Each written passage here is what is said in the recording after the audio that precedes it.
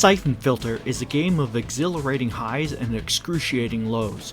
In the flow of its level design and enemy placements, there are two states: desirable action states and undesirable frustrations peppered throughout its action movie length runtime.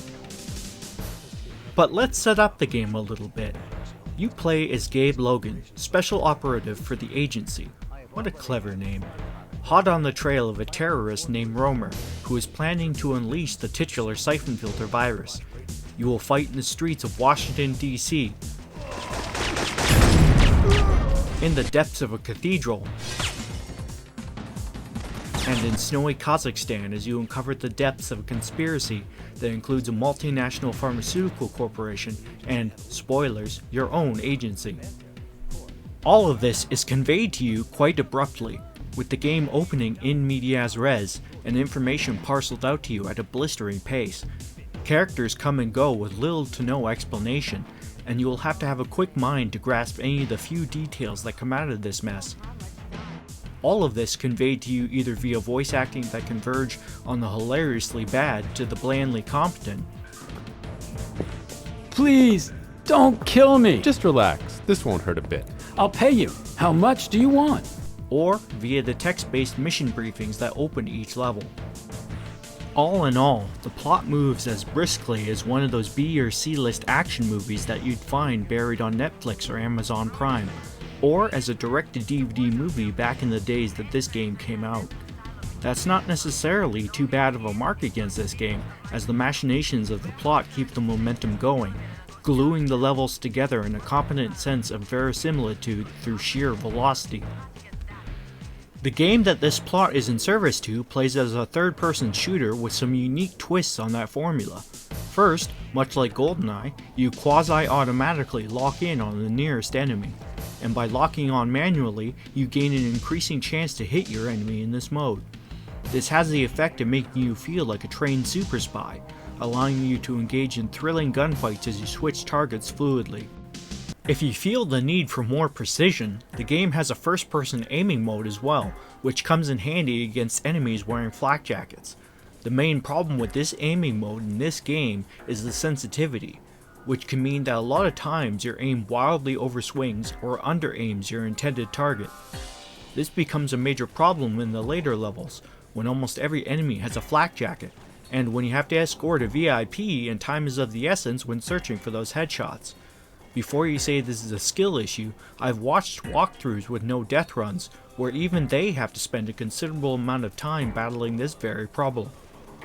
The result is a game where you often feel like you are constantly wrestling with the aiming mode, whether you are using the D-pad as intended or the analog sticks.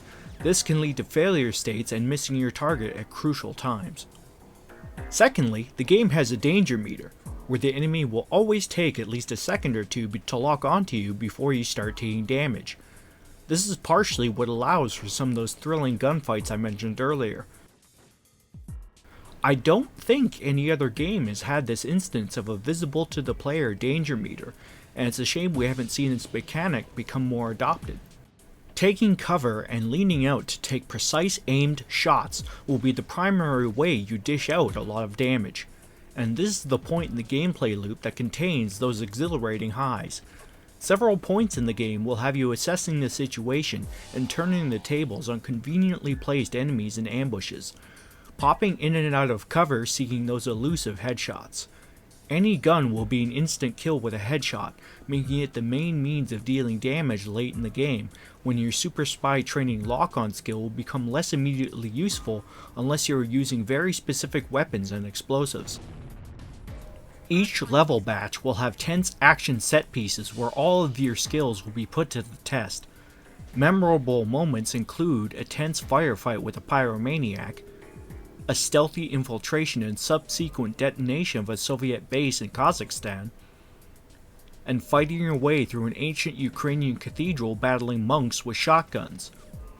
From stealthing your way through a museum and eliminating the guards, to worming your way through an all-out civil war in a warehouse district.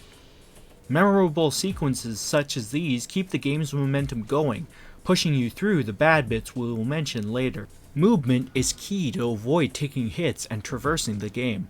as you'll find that Gabe has considerable latitude in how he moves about a level. Being able to hop up and climb up on various surfaces gives each and every level a distinct verticality. Shimmying across pipes and horizontal surfaces allows you to reach specific spots. There's even a fun little thing where Gabe will open every door by kicking it open, or every window by jumping through it. There is a weird quirk with his regular movement, where you have a wide turning arc with a D-pad, which can careen you into various obstacles, and he will also go over ledges with abandon and plummet to his death. He'll also get caught on things when running around to fatal results, so be careful with how you manipulate Gabe. One of the most memorable things about this game is undoubtedly its soundtrack, composed by Chuck Dowd. Ever since playing this game as a kid, a ton of its themes are stuck in my head perfectly. From the rolling militaristic themes when you're infiltrating Romer's base in Kazakhstan,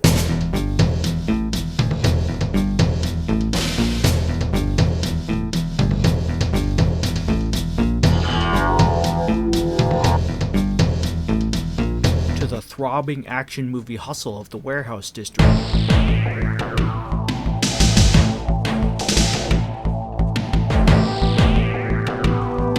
From the sophisticated stealth theme of your museum infiltration,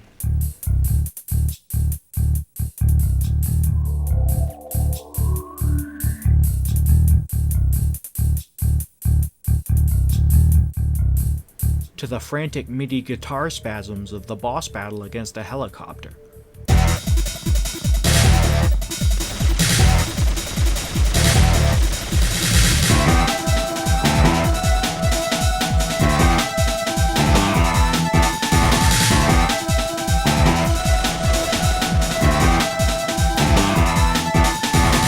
There's enough sonic satisfaction to be gleaned from this game that I think is one of the main contributors to this game's lofty reputation amongst PlayStation gamers. The sounds in this game are cliché but impactful nonetheless, from the familiar ping of your silenced pistol to the boom of your shotgun, from the crack of the M16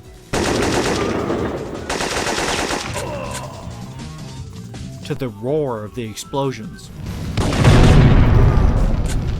The soundscape of this game is well crafted and laden with information. You can tell what weapons the enemies are using from their weapon sounds alone, and if you listen carefully, you will hear enemy footsteps alerting you to their presence.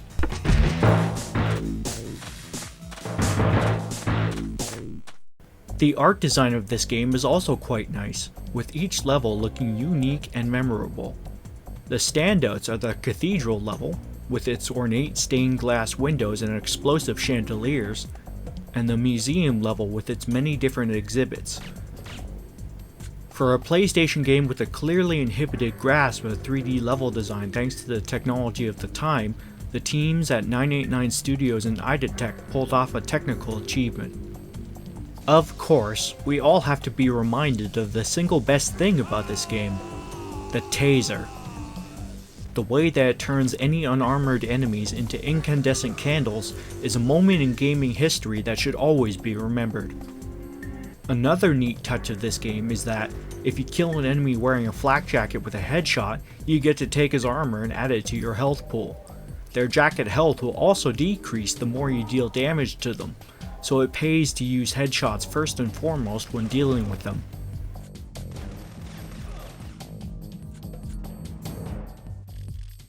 Now to those excruciating lows. The level design can cause plenty of moments of pure frustration. When coupled with the control issues mentioned earlier, they become almost unbearable. For instance, some lunkhead decided that it was a good idea to create a level comprised of not one, but 2 escort missions, where your target has all the preservation instincts of a lemming, constantly getting in the way of your fire and the enemies, giving you almost no room to breathe as you frantically deal with waves of them. Some with flak jackets on, so you also have to wrestle with the controls to get a headshot or waste a lot of ammo on ridding them of it. This level also exposes how fragile Gabe really is, only really taking a few shots to deplete his flak jacket and then his health pool, which by the way is tracked through a bunch of levels, so you could potentially be trapped in a very bad situation if you don't keep Gabe's health at tip-top shape. You can also just get lost or pass by an objective very easily, leading to some painful backtracking as you comb through a level trying to find what you missed. What, did you think a crucial objective would be down this hallway full of enemies that ends in a dead end? Nah, it's going to be in a random crate that you walk over as you traverse the level normally, instead of in a spot like the others, in big warehouses.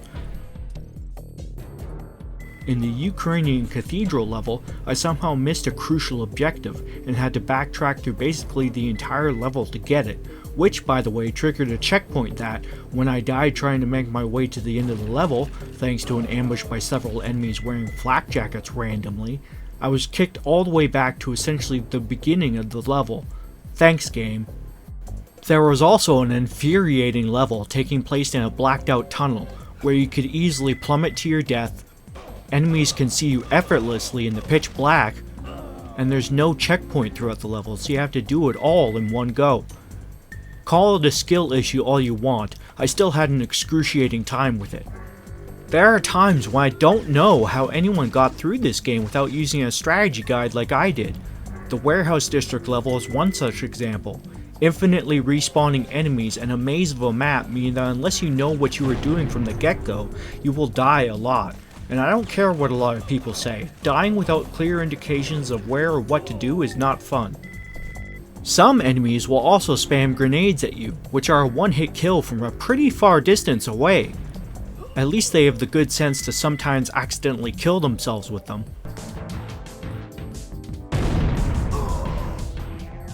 There is so much to love in the way that Syphon Filter executed its third-person action gameplay, from the way Gabe moves and aims his weapons, to the taser and epic firefights through some intricate levels. I just wish the low points didn't hamper my enjoyment of this game as much as they did. All in all, I give Syphon Filter a 3.5 out of 5.